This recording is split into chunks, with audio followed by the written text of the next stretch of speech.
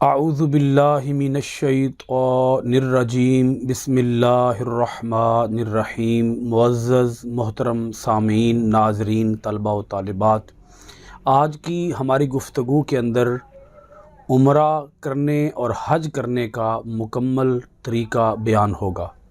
بہت ہی انفارمیٹیو یہ گفتگو ہوگی۔ بحیثیت مسلمان ہم میں سے ہر شخص کو جاننا چاہیے کہ عمرہ کرنے اور حج کرنے کا طریقہ کار کیا ہے۔ مسلمانوں کی ایک بہت بڑی یہ عبادت ہے، عمرہ بھی اور حج بھی۔ سب سے پہلے یہ بات جانیے گا، رسول اکرم صلی اللہ علیہ وآلہ وسلم نے کچھ میقات مقرر فرمائے ہیں۔ میقات کا معنی کیا ہے؟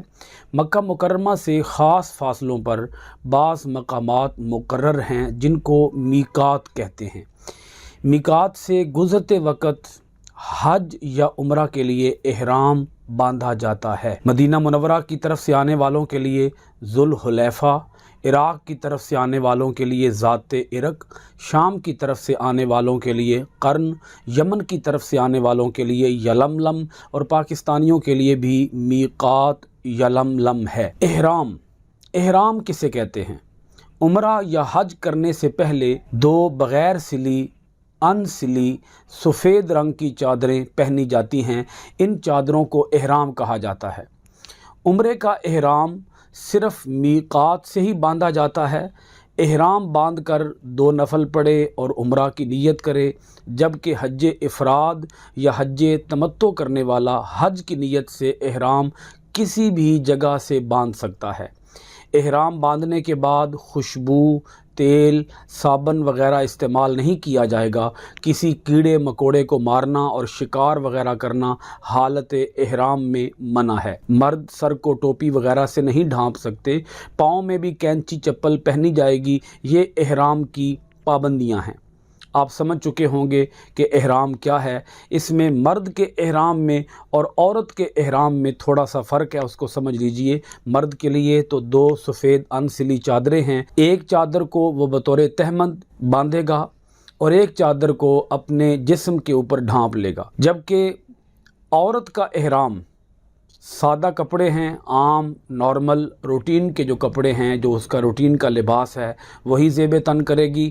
صرف اس کے چہرے کے اوپر کپڑا نہیں لگنا چاہیے۔ عورت اپنے چہرے کو اگر ڈھانپنا چاہے تو ڈھانپ سکتی ہے۔ اس کی صورت یہ ہوگی کہ وہ شیڈ والی ٹوپی کا استعمال کرے گی اور اس ٹوپی کے اوپر وہ کپڑا ڈال دے گی، جس سے اس کا چہرہ ڈھک جائے گا، لیکن کپڑا چہرے کے ساتھ مس نہیں ہوگا۔ احرام باندھنے کے بعد کثرت سے جو کلمات پڑھنے کا حکم ہے ان کو تلبیہ کہا جاتا ہے۔ لبیک اللہم لبیک، لبیک لا شریک لک لبیک، ان الحمد والنعمت لک والملک لا شریک لک۔ حاضر ہوں اے اللہ، میں حاضر ہوں تیرا کوئی شریک نہیں، میں حاضر ہوں، بے شک سب تعریف، نعمت اور ملک تیرے لیے ہے، تیرا کوئی شریک نہیں۔ حجر اسود، حجر کا معنی پتھر ہے اور اسود کا معنی سیاہ ہے۔ حجر اسود سیاہ رنگ کے اس پتھر کو کہا جاتا ہے جو جنت سے آیا ہوا ہے اور خانہ کعبہ کی دیوار کے ایک کونے میں نصب کیا گیا ہے۔ عمرہ کرنے والا حجر اسود کی سیدھ میں آئے گا۔ حجر اسود کی سیدھ سے اس کا پہلا چکر شروع ہوگا۔ ہر چکر حجر اسود سے شروع ہوگا اور ہر چکر حجر اسود پر آ کر ختم ہوگا۔ طواف شروع کرنے کا طریقہ یہ ہے کہ طواف کرنے والا حجر اسود کی سیدھ میں آ کر درج ذیل کلمات پڑھے۔ اگر ممکن ہو تو حجر اسود کا بوسہ لے اور اگر وہاں ہجوم زیادہ ہو تو حجر اسود کی طرف منہ کرے، اس کی طرف دونوں ہاتھ اس طرح کرے جیسے اس کے اوپر دونوں ہاتھ رکھ رہا ہو اور یہ کلمات پڑھے: اللہ اکبر، اللہ اکبر، لا الہ الا اللہ، واللہ اکبر، اللہ اکبر وللہ الحمد۔ اس کے بعد درود شریف پڑھے اور اپنے ہاتھوں کو چوم لے۔ یہ ہاتھوں کو چومنا ایسا ہی ہوگا جیسا کہ وہ حجر اسود کو چوم رہا ہے۔ اس کو استلام کہا جاتا ہے۔ اگر رش زیادہ ہو اور وہ حجر اسود کا بوسہ نہ لے سکتا ہو تو اس صورت میں وہ استلام کرے گا۔ حجر اسود کی سیدھ میں آ کر کھڑا ہوگا، فرش کے اوپر پٹی کے ذریعے نشان کو واضح کیا گیا ہے، اس بات کو واضح کیا گیا ہے کہ اس کی سیدھ میں حجر اسود ہے۔ وہ حجر اسود کی سیدھ میں آ کر کھڑا ہوگا اور اپنے دونوں ہاتھوں کو حجر اسود کی طرف کر کے اپنے دونوں ہاتھوں کو چوم لے گا۔ یہ چومنا ایسا ہی ہوگا جیسا کہ وہ حجر اسود کو چوم رہا ہے، اور جب وہ اپنا چکر شروع کرے گا، جب اپنا پہلا چکر شروع کرے گا تو اس کے شروع کرنے کی صورت یہ ہوگی کہ اس کے بائیں کندھے کی جانب حجر اسود ہوگا، اور اس طرح وہ آگے کی طرف چلنا شروع ہو جائے گا اور خانہ کعبہ کے ارد گرد وہ 7 چکر لگائے گا۔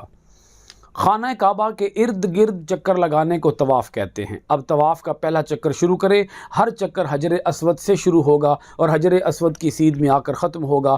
ہر چکر شروع کرنے سے پہلے استلام کیا جائے گا۔ طواف کے چکروں کے دوران صرف دعائیں مانگی جائیں گی۔ طواف کے چکروں کے دوران وہ تلبیہ نہیں پڑھے گا، صرف دعائیں پڑھے گا، جو اس کے جی میں آئے وہ دعائیں پڑھے۔ یہاں یہ بات سمجھ لیجئے کہ رمل اور اجتباء سے کیا مراد ہے۔ طواف کے پہلے 3 چکروں میں سینہ تان کر دونوں بازوؤں کو ہلا کر پہلوانوں کی چال چلی جائے گی، اس عمل کو رمل کہا جاتا ہے۔ اجتباء کسے کہتے ہیں؟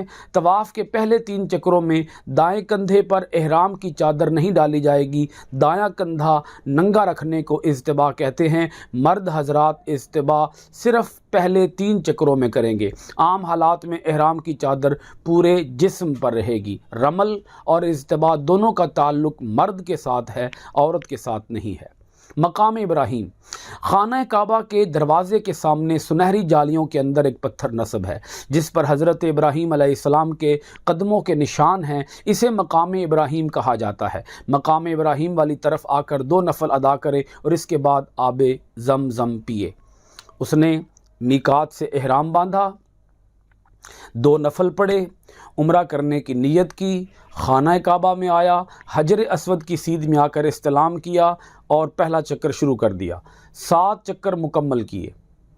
پہلے 3 چکروں کے اندر رمل اور اجتباء کیا، ہر چکر کے دوران دعائیں مانگتا رہا، ہر چکر حجر اسود کی سیدھ سے شروع ہوا، ہر چکر حجر اسود کی سیدھ پر آ کر ختم ہوا۔ طواف کے جب یہ 7 چکر اس طریقے سے مکمل ہو جائیں گے تو اس کے بعد وہ مقام ابراہیم پر آ کر 2 نفل ادا کرے گا اور اس کے بعد آب زمزم پیے گا۔ اب اس نے ایک اہم کام کرنا ہے، اسے ہم کہتے ہیں سعی۔ صفا اور مروہ یہ 2 پہاڑیاں ہیں جن کے درمیان حضرت ہاجرہ علیہ السلام اپنے بیٹے حضرت اسماعیل علیہ السلام کی پیاس بجھانے کے لیے پانی تلاش کرنے کے لیے دوڑی تھی۔ صفا اور مروہ کے درمیان 7 چکر لگانے کو صفا و مروہ کی سعی کہا جاتا ہے۔ خانہ کعبہ کے طواف اور مقام ابراہیم پر 2 نفل پڑھنے کے بعد عمرہ کرنے والا صفا و مروہ کی سعی کرے، صفا سے لے کر مروہ تک، پھر مروہ سے لے کر صفا تک، یہ 2 چکر ہو جائیں گے۔ صفا سے مروہ تک 1 چکر، مروہ سے صفا تک دوسرا چکر۔ صفا سے مروہ کی طرف جاتے ہوئے 2 سبز لائٹیں آئیں گی۔ پہلی سبز لائٹ کے اوپر وہ تھوڑی رفتار تیز کرے گا، یعنی دوڑے گا، تیز چلے گا۔ دوسری سبز لائٹ کے اوپر وہ جا کر اپنی رفتار کو نارمل کر دے گا۔ یہ صفا اور مروہ کے درمیان صفا سے مروہ کی طرف جاتے ہوئے یہ 2 سبز لائٹیں ہیں، ان کو کہتے ہیں میلین اخضرین۔ یہاں پر حضرت ہاجرہ سلام اللہ تعالی علیہا بھی تیز دوڑی تھی، اس لیے عمرہ کرنے والا بھی یہاں تیز دوڑے گا۔ حلق یا قصر، جب یہ 7 چکر صفا اور مروہ کے مکمل ہو جائیں گے تو اس کے بعد عمرہ کرنے والا حلق کرائے گا، عورت قصر کرائے گی۔ حلق اور قصر کے بعد عمرہ مکمل ہو جائے گا۔ سر کے تمام بال منڈوانے کو حلق کہتے ہیں، جبکہ قصر کچھ بال کتروانے کو کہتے ہیں۔ مرد کے لیے افضل حلق ہے، عورت صرف قصر ہی کروائے گی، 1 انگلی کے پورے کے برابر۔ کسی محرم سے عورت بال کتروائے گی، کٹوائے گی۔ حلق یا قصر کے بعد عمرہ مکمل ہو جاتا ہے۔ اس کے بعد احرام کھول دیا جائے گا۔ اس کے بعد 8 ذی الحج تک حسب استطاعت عمرے کرتا رہے۔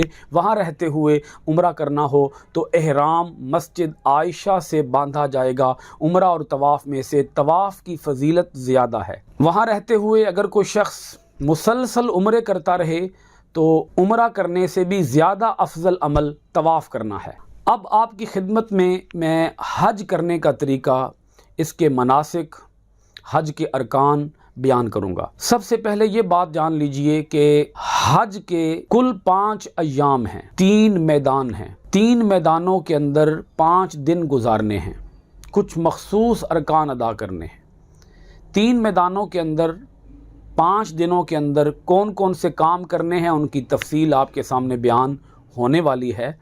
سب سے پہلے ان 3 میدانوں کے نام سن لیجئے: میدان منا، میدان عرفات اور میدان مزدلفہ۔ کل 5 ایام ہیں، 5 دن گزارنے ہیں 3 میدانوں کے اندر۔ 5 دن کون کون سے ہیں؟